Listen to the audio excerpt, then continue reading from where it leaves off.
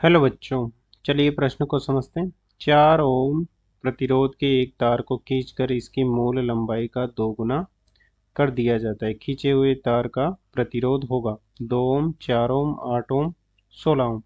हमें बताना है कि खींचे हुए तार का प्रतिरोध क्या होगा। मुख्य अवधारणा में हम देख सकते हैं कि किसी तार का प्रतिरोध R बराबर होता है रो गुणा L बटा ए, जहाँ L तार की लंबाई है, A उसका अनुप्रस्थ काट का क्षेत्रफल है, तथा किसी भी तार को खींचा जाता है तो उसका आयतन सदैव नियत रहता है।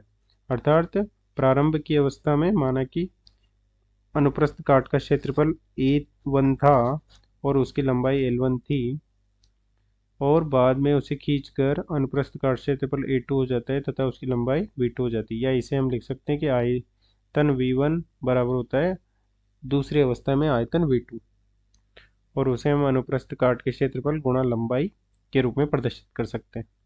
अब चलिए प्रश्न को हल करते हैं। प्रश्न में दिया गया है कि 4 ओम का प्रतिरोध है, R बराबर 4 ओम है, और इसका प्रारंभ में माना कि लंबाई L थी तथा अनुप्रस्थ काट क्षेत्रफल A है, और इसे खींचकर 2 गुना लंबाई का कर दिया। तो L1 बराबर तो हो जाएगा L1 बराबर L हो जाएगा, और L2 बराबर हो जाएगा 2 गुना L। और प्रारंभ में माना कि अनुप्रस्थ काट का क्षेत्रफल A है, तो बाद में अनुप्रस्थ काट का क्षेत्रफल हमें ज्ञात करना होगा।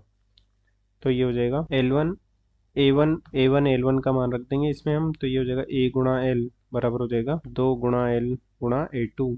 तो A2 बराबर हो जाएगा L से L कट जाएगा तो A बटे 2, अर्थात अनुप्रस्थ काट का क्षेत्रफल आधा रह जाएगा। तो खींची हुई अवस्था में हमें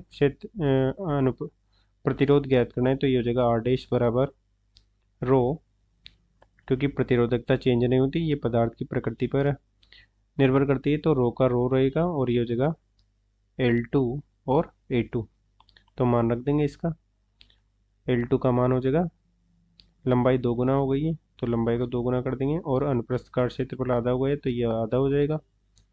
तो ये हो जाएगा 4 गुना रो गुणा L बटा A, और L बटा A को हम लिख सकते हैं गुना R।